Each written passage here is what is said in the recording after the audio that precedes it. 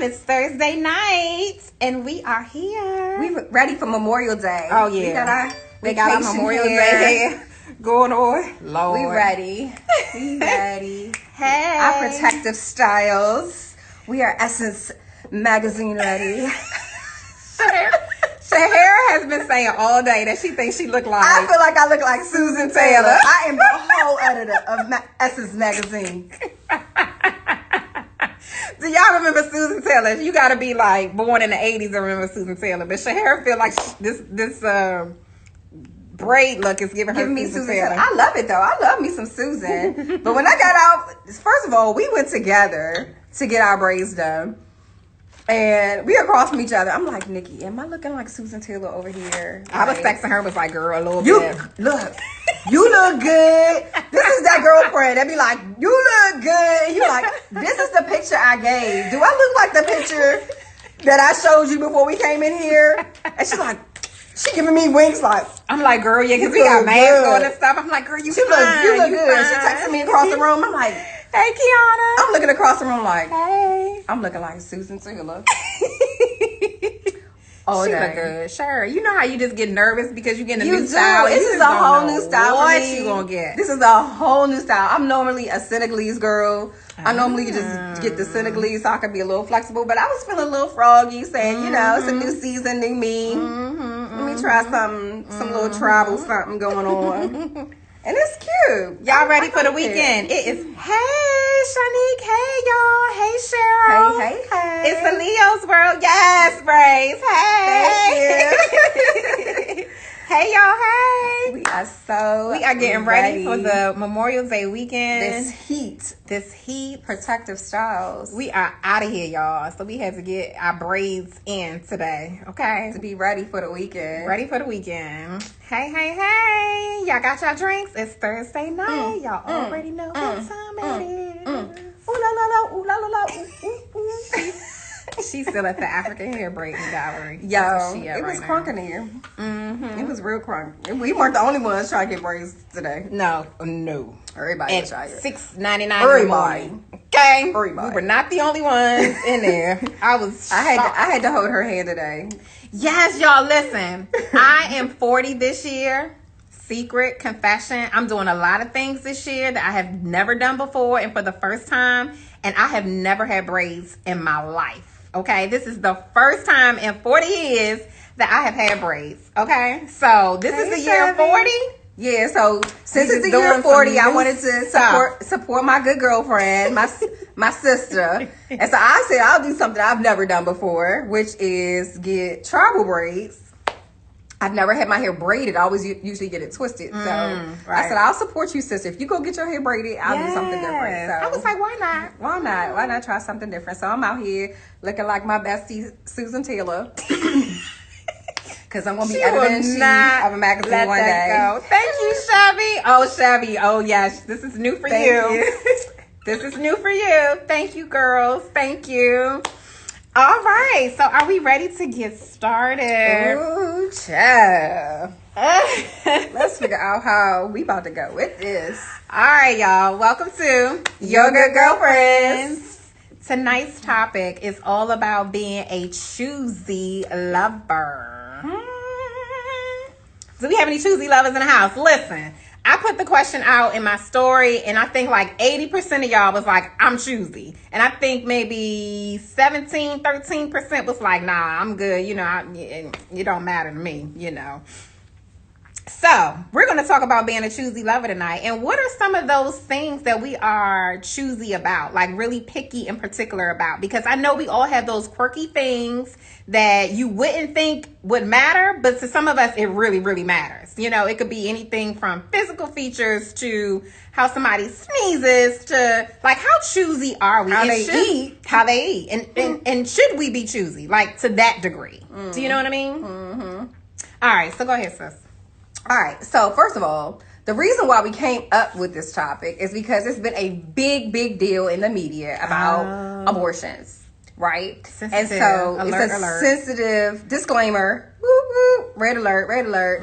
So it has been a big deal because we now have our president in office and a lot of different states are trying to pass for them not to have abortions, to not do it at all, right? Or I think Texas is what, after 6 weeks or so? Right.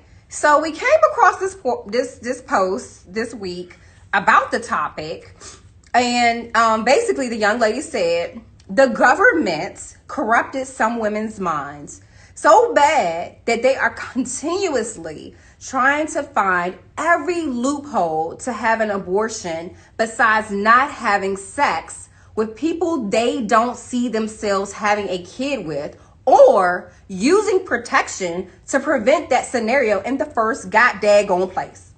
Boop. Sis. That's a simple fix. Sis. That's a whole simple fix. Now, we now in the 21st century. You know, if they do a little ski beep beep. Hold up. If the men do a ski beep beep. You know, if he do a ski beep beep, you know what to do within the next 72 hours. Oh, plan B? Plan freaking B. Unless you trying to be like, he fine, he got curly hair. I got one egg left. I mean, or unless it was planned, right? Or unless it was planned. Or she wanted it planned. I'm just saying. He knew. I'm just saying. He knew what's up, but I'm just saying. That's the curve ball that we talking, because we talking to our ladies. We can't be worried about what he ski beep beep, okay? We talking about us. And if you down for the get down. So my thing is this. Right. So there's a couple of questions. Pause for a second, because we got Cheryl. Cheryl says, I mean, she does have a point. However, condoms break and plan B can fail, which is true. Janae says, what if she was raped and plan B failed? Which is very true. So Amber, our resident doctor, says plan B, C, D, F, E, D, E, F, G, H, C. So listen, y'all. I think the point that we are trying to get across here, that we tend to kind of beat a dead horse on from episode to episode some kind of way, is like sex is intended to procreate. That's just it, okay? Like people outside of the ones that are raped, or outside of the ones that are raped, or you know, it's just out of, God forbid. Exactly. We're not talking about that. We're talking about the ones Choosey who lovers. consciously made a decision to choose to have sex with somebody else, and now they're pregnant. Okay, we're talking about those individuals, right? So sex is intended to procreate. So if we are in these positions where we are choosing to have unprotected sex, right? And we are choosing the partner to have unprotected sex with, and we have chose ourselves to be in a position to where we could possibly get pregnant. Sis. Choosy. Are we choosy enough? Are we choosy enough? You know? All right. So that's where we came up with this topic. Are we choosy enough to think about those things when we're choosing a partner? Not even, it don't even have to be a lifetime. It don't have to be somebody we want to be in a relationship with. But are we choosy enough to choose? Yeah. To sit on it. Let them sit on it. All that hotel stuff. Yeah. Like, seriously. Right. And I mean, we have got to be responsible for our actions, which is why a lot of women choose to, choose to have an abortion. Some choose to keep it because that's their way of being responsible, whichever way it goes. And that is solely, I believe, a woman's choice, right? That's just my personal perspective on it. And I don't think that the government should have a say on what a woman chooses to do, especially if rape is one of the situations that, can occur that will prevent, have her to be pregnant. So that's, and then in some cases, we going beyond that, because I've worked shows where women don't even know they're pregnant. They're gone on and things have happened, and they've had cycles, and there are things that have happened like normal, and they don't even know. And they have been protected, or, all those things. But we're talking in those senses where that you've actually did something with somebody you regret. I mean, we're out here leisurely getting it in. We're leisurely getting it in. And so when you leisurely getting in, you should leisurely expect something. All right, we going on from that. Sometimes. All right, so let's that's what we came up with this topic with, because it kind of rounded us out. So what are some of those rules that you're willing to break in order to meet the love of your life? Like, what are some rules that you're willing to break? That you're like, I'm okay, I could take back that choosy part. Like, I'm choosy. Wait a minute, these are rules, These are rules. Like, so for instance, in your rule book, you're like, I'll never date a guy with a kid. I'll never date a guy who's been married before. I'll never date a guy who has a beard. And I'll never date a guy with a chip tooth. I'm going to tell you, one of my rules was kids. I did not want to date a man that had kids. That was one of my rules. Mine too. That was one of my rules, because I was a single woman. I didn't have any children, and I didn't want to, come into a situation where I had to be a mama to somebody else's. Like, I wanted to start that anew. I wanted to start that with somebody that I was dating. I feel like, there's a lot of people. I wanted to be that person. Yeah, and so, what made you break that rule? I didn't even say I broke it. I was going to tell that part. Okay, go ahead. I'm sorry. I did break the rule. Because my husband... You said that in a couple of episodes ago. For those new joining us tonight, I did break the rule. Why did I break that rule? How honest you want me to be? I mean, it's up to you, boo. Your good girlfriends want to know you helping a life tonight. I could be saving a life. You could be. Okay, so I think I broke the rule because all of the preconceived thoughts that I had around it, he completely just crushed. Like, I don't want no baby mama drama. Well, guess what? I didn't have baby mama drama. So I was like, okay, he checked that box.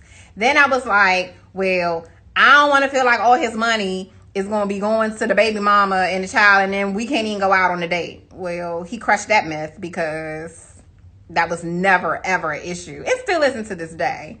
What other myths did I have behind it that he busts? Like he will always be like catering to the baby mama. So you wouldn't be first. And she was, right, I wouldn't feel first, or I wouldn't feel like a priority, right? Well, he busts that myth too, because it was like, no, I'm dating you, and I had the luxury, I'll say, of having a stepson and baby mama situation out of state. Yeah. And that's a luxury, whether we know it or not. Yeah. So a lot of the negative thoughts I had around dating a man with a child, he completely bust those myths. And now I'm like, okay, this is not as bad as I thought it was, or it could have been. Now, this is not everybody's situation. And there's some men out here. To mention, when you finish your story. And some men out here can't bust these myths. Like, they literally got all the drama and all the stuff that kind of shift through a scared about. Don't use a cookie cutter for everybody. Basically. They got it. So I want to mention what It's a Leo's World. She says, she's like, sometimes it's actually good to see a man as a father. Yes. So that's another thing. Like, just debunk the myth that, he got kids. I don't want to see that, but sometimes it's good to see him as a father. Therefore, you won't end up with one who sucks as being a father. They like, deuces, I can't do this. You got do mother stuff. Can I be honest with you? It's a Leo's World. I think that's awesome. We do want to see these men out here fathering, but when we just get with them, like, you don't want to see them like with a newborn. Well, no, it's like I want you to prioritize me. Like, I need to see what you can do for me. But I can even I get what she's saying. No, it can be attractive. It can be sexy or whatever. Because I get it. I'm just saying, like, it's still like. No, I want to see you juggle it. I want to see, and I get what she's saying, because I want to see, like, when the child comes, will you be so focused on the child and not me? I could at least, that's the point I was dating you. That's the point I can do this, but when you married and you got a child,